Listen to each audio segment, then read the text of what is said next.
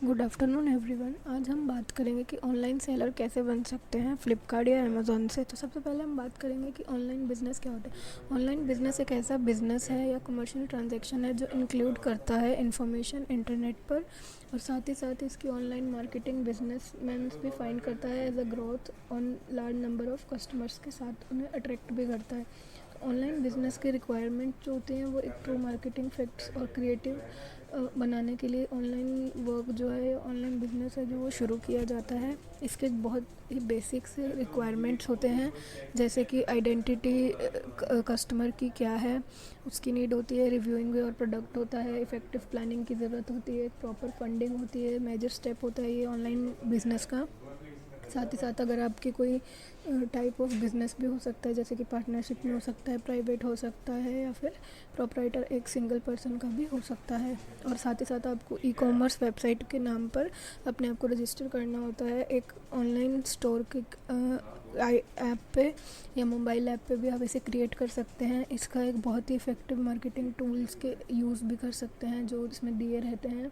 Analyse कर सकते हैं अपनी प्लानिंग को और फीडबैक भी ले सकते हैं कस्टमर से। सबसे पहले तो दो तरह से जो है आप ऑनलाइन सेलर बन सकते हैं, एज अमेज़ॉन और फ्लिपकार्ट। सबसे पहले हम बात करेंगे कि अमेज़ॉन पे आप ऑनलाइन बिज़नेस कैसे शुरू कर सकते हैं, तो ये ऑनलाइन सेलर कैसे बन सकते हैं। तो उसके लिए ऑनलाइन सबसे पहले कि अमेज़ॉन के बारे में आप सब जानते हैं कि ये जो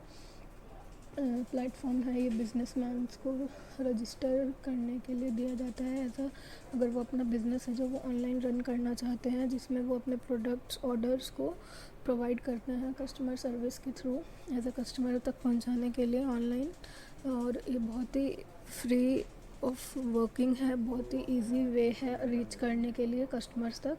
इसकी कुछ एक रिक्वायरमेंट्स है, कुछ एक फॉर्मेलिटीज़ हैं जो अगर कोई बिज़नेस सेटअप करना चाहता है उसके लिए। यदि कोई एक इंडिविजुअल है और वो अपना बिज़नेस सेल करना चाहता है ऑनलाइन, तो उसे अपने जो गुड्स हैं वो ऑनलाइन प्लेटफॉर्म पर ओपन और वेब स्टोर पर जाकर खुद से एक अपने आप को रजिस्टर करना होगा एज अ प्रोप्राइटर, क्योंकि वो एक इंडिविजुअल है। और इंडिविजुअल होने के साथ साथ उसका जो करंट अकाउंट है उसे नेम ऑफ बिज़नेस के ऑनलाइन ट्रांजैक्शन के लिए स्टार्ट करना होगा। रजिस्टर बिज़नेस कर अपने साइट से रिकॉग्नाइज गेटवे से वो अपना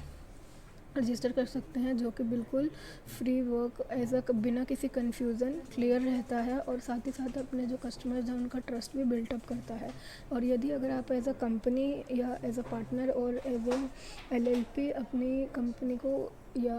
जो भी अपना जो प्लेटफॉर्म पे सेल करना चाहते हैं या बिज़नेस शुरू करना चाहते हैं, तो वो एक ऑनलाइन एंटरप्राइज कहलाता है, जैसे कि बेटर ऑप्शन है प्रोटेक्शन का। और साथ ही साथ ये एक बहुत ही इम्पोर्टेंट स्टार्टअप वेंचर भी बन जाता है, जिसके लिए आपको एक रजिस्टर्ड अप्रूवल नेम और रजिस्टर्ड ऑफिस, मिनिमम 2 डायरेक्टर्स जिनका DIN नंबर होना ज़रूरी है, और मिनिमम कम से कम आपकी कैपिटल है जो वो 1 लाख होनी चाहिए। एज अ साथ ही साथ आपको एक GST रजिस्ट्रेशन भी मैंडेटरी होता है ऑनलाइन बिज़नेस स्टार्ट करने के लिए। और एक बैंक अकाउंट की ज़रूरत होती है जिससे आप ऑनलाइन बिज़नेस को रन करते हैं, वो भी एक मैंडेटरी चीज़ है। और साथ ही साथ इसे जो पेमेंट है वो आप कई तरह में एक्सेप्ट कर सकते हैं, जैसे credit card, debit card, net banking, as well as बहुत ही मल्टीपल बैंक्स के थ्रू आप ये सब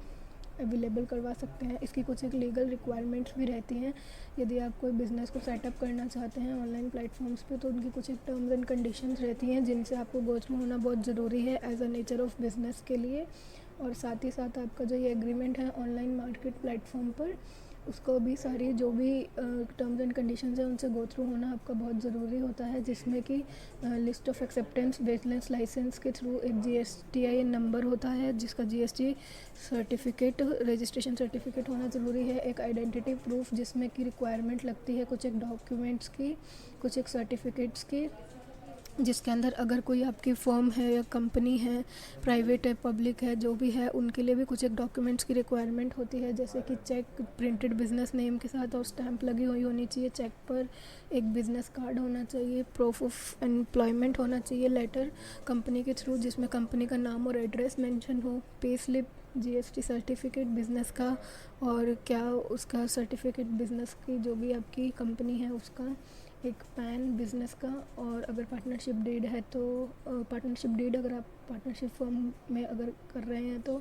और ऐसे ही कुछ एक डॉक्यूमेंट्स जो भी आपके बिज़नेस नेम के अंदर मेंशन्ड हो। अदर इन केस अगर आप सोल प्रोप्राइटर हैं तो उनका खुद का PAN card, driving license, passport और बिजनेसमैन के जो भी एक्सेप्टेंस है वो। एज हम बात करें टैक्स की, तो टैक्स में लाइबिलिटी होती है कि अगर किसी भी टाइप का बिज़नेस देख रहे हैं तो उसके अकॉर्डिंगली आपकी नेट बैंकिंग या फिर आप कैश ऑन डिलीवरी दे रहे हैं तो उसके अंदर जो टैक्स है वो क्या रहेंगे as per your goods and services, जो कि मस्ट हैं। साथ ही साथ आपकी जीएसटी कंप्लाइंसेस ई कॉमर्स के थ्रू, जो जिसके अंदर कुछ एक स्पेशल प्रोविजंस भी हैं जीएसटी रिटर्न के अकॉर्डिंगली, 3B रिटर्न 1 और 9, जैसे कि आप देख सकते हैं।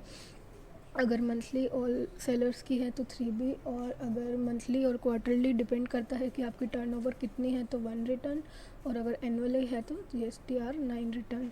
टैक्स कलेक्टर एट सोर्स भी अगर आपको मैंडेटरी होता है, अगर आप ऑनलाइन सप्लायर हैं तो 1% का जितनी भी आपकी गुड्स की सप्लाई है उसके अकॉर्डिंगली, उसकी वैल्यू के accordingly. Place of supply depends करता है कि आप गुड्स एंड सर्विसेज के क्या टैक्सेस उस प्लेस पे दे रहे हैं, जिस जो भी गुड्स पे आपको वो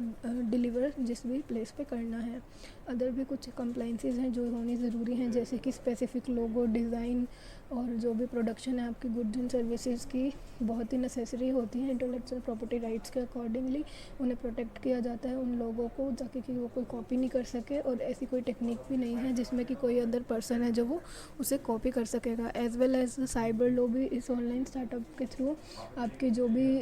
डॉक्यूमेंट्स हैं या जो भी आपकी इंफॉर्मेशन है उन्हें प्रोटेक्ट करता है under cyber security privacy policies, है ना। आपका कोई दिक्कत नहीं होती है, और बहुत ही ईजिली आप इस चीज़ को शेयर कर सकते हैं without any reason, without any confusion. और साथ ही साथ जो लीगल रिक्वायरमेंट्स हैं वो भी आपको under contract law, contract act और IPC लेबर लॉ, कई ऐसे एक्ट्स हैं जिनके अंदर आपको ये जो रिक्वायरमेंट्स हैं, और साथ ही साथ आपको बहुत सारे बेनिफिट्स भी मिलते हैं एज अ फाइनेंशियल नॉर्म्स। अब हम बात करें कि अगर आप ऑनलाइन बिजनेस फ्लिपकार्ट पे करना चाहते हैं तो फ्लिपकार्ट भी एक बहुत बड़ा ऑनलाइन प्लेटफॉर्म है इंडिया का, जिसमें कि अपने बिज़नेस को ग्रो करने के लिए कुछ एक चीज़ें गुड स्टार्ट अगर आप एज अ बिज़नेस करना चाहते हैं तो आपको बहुत ही लोएस्ट कॉस्ट पे बिज़नेस मिलता है, बहुत ही ईजीली हाई रेटेड ग्रोथ मिलती है, और साथ ही साथ अप्रूवल मिलता है ऑनलाइन मार्केटिंग का। अब आपको बात करें तो कैसे आप ऑनलाइन स्टार्ट कर सकते हैं, तो उसके लिए आपको कुछ डॉक्यूमेंट्स की रिक्वायरमेंट है, जैसे कि GSTIN, पैन कार्ड, जिसके अंदर वही सेम चीज़ें हैं कि प्रोप्राइटर होना तो कंपनी है तो पार्टनरशिप है तो उन सब के pan, GSTIN and TIN number, फिर बैंक अकाउंट की KYC डॉक्यूमेंट्स के अकॉर्डिंगली, जैसे कि address proof, cancel cheque, minimum एक यूनिक सेलर का प्रोडक्ट जो भी आप सेल करना चाहते हैं। और आप इसको सेल कैसे करेंगे कि जैसे कि आप अपने खुद को एक एज अ सेलर रजिस्टर करेंगे फ्लिपकार्ट पे, फिर अपने जो भी प्रोडक्ट्स हैं उनकी स्पेसिफिक कैटेगरी देंगे, तब आपको एक ऑर्डर रिसीव होगा जिसे आपको रेडी टू डिस्पैच कर अपने एक लॉजिस्टिक जो भी पार्टनर है उन्हें डिलीवर करना होगा, ताकि वो कस्टमर तक पहुंचा सके। जैसे ही आपका ऑलरेडी सक्सेसफुल हो जाएगा तो आपकी जो पेमेंट है वो 7 to 15 डेज़ में आपको आपके अकाउंट में या फिर जो कैश ऑन डिलीवरी है तो उसमें दिखाई देगी, जिसके लिए आपको एक डॉक्यूमेंट्स की रिक्वायरमेंट पड़ेगी, GSTN, पैन और वही बैंक अकाउंट और KYC TIN, जैसे कि आप देख सकते हैं। यदि अब आपको ऑनलाइन, आई होप आपको समझ आया होगा कि ऑनलाइन सेलर कैसे बन सकते हैं फ्लिपकार्ट या अमेज़ोन पर। फिर भी अगर आपको कोई जानकारी चाहते हैं इससे रिलेटेड या इससे अदर भी अगर आप कंसर्न करना चाहते हैं तो हमारे नीचे दिए गए नंबर पर आप कंसर्न कर सकते हैं। Thank you so much.